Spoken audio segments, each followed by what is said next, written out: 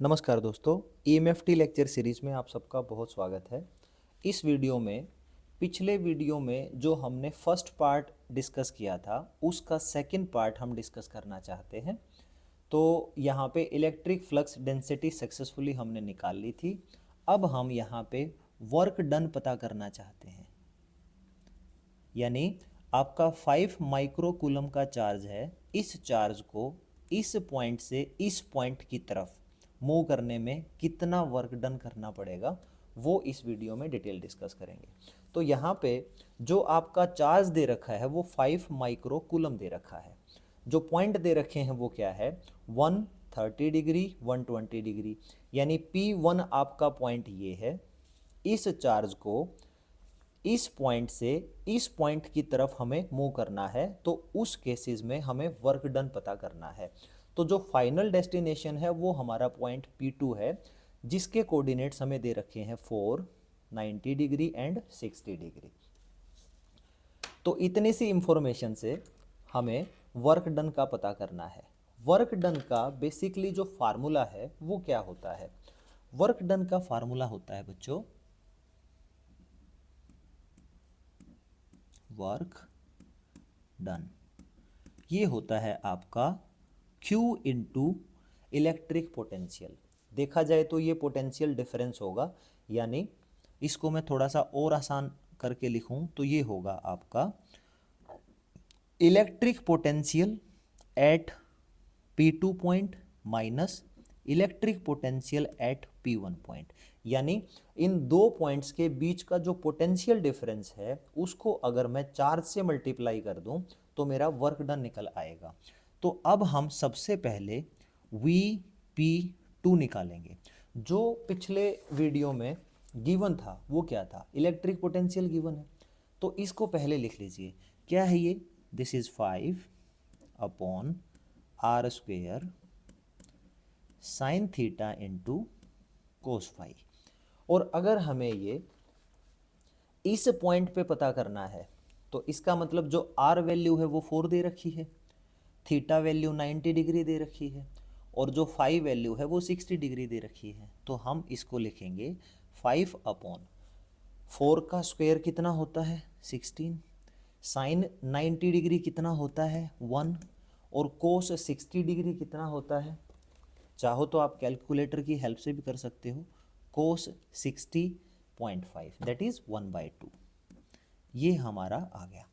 तो जो पोटेंशियल है P2 पॉइंट पे वो कितना मिला हमें, 5 डिवाइडेड बाय 32 वोल्ट। ये पोटेंशियल हमारा यहाँ पे आ चुका है। पहला पोटेंशियल हमने निकाल लिया, जहाँ पे चार्ज का डेस्टिनेशन है उस पे पोटेंशियल पता कर लिया है। इसी तरीके से अब हम जो हमारा P1 पॉइंट है, ये पॉइंट चार्ज यहाँ से यहाँ लेके जाना है, तो इस पॉइंट पे हम अपना इलेक्ट्रिक पोटेंशियल फिर से पता करेंगे। तो वो क्या वैल्यू होगी, 5 डिवाइडेड बाय, यहाँ पे R क्या है 1, तो आर स्क्वेयर की वैल्यू अगेन 1 हो जाएगी। और यहाँ पे साइन थीटा, थीटा क्या है बच्चों 30 डिग्री। देखो ये आर होता है, ये थीटा होता है, और ये फाई होता है। सिमिलरली यहाँ पे स्फेरिकल कोऑर्डिनेट सिस्टम इसी तरीके से रिप्रेजेंट किए जाते हैं। तो अब हम साइन 30 डिग्री की वैल्यू पता करेंगे। साइन 30 डिग्री ये वैल्यू आ गई 0.5, इसको 0.5 लिख दिया। फिर कोस फाई, फाई कितना है 120, तो अब हम लिखेंगे कोस 120, ये वैल्यू आ गई -0.5, यहाँ पे हम इसको लिखेंगे -0.5। ओवरऑल जो वैल्यू है वो क्या आ जाएगी, 5 into 0.5 into 0.5 with negative sign, तो यहाँ पे वैल्यू मिलेगी 1 -1.25 वोल्ट। ये हमारा पोटेंशियल आ गया P1 पॉइंट पे। अब दोनों के दोनों पोटेंशियल हमारे आ चुके हैं। अब चार्ज हमें पता ही है, तो इतने से इंफॉर्मेशन से हम अब वर्क डन निकाल सकते हैं। तो जो हमारा अब वर्क डन होगा बच्चों, यानी इस चार्ज को इस पॉइंट से इस पॉइंट ले जाने में कितना वर्क डन करना पड़ेगा, वो वैल्यू हमारी है Q आपका पता है आपको 5 माइक्रो कूलम, माइक्रो यानी 10 की पावर -6।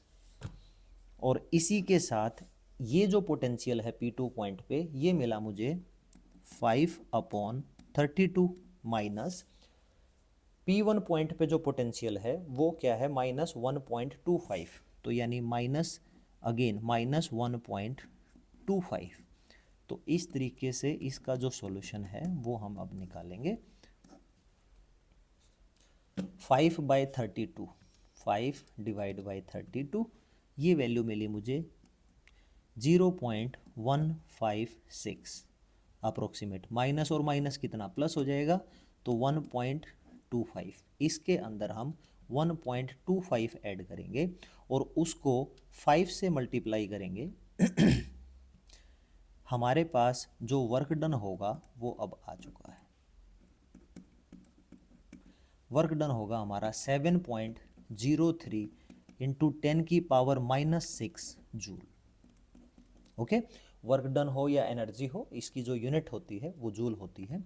तो आप इसको ये भी लिख सकते हो 7.03 माइक्रो जूल।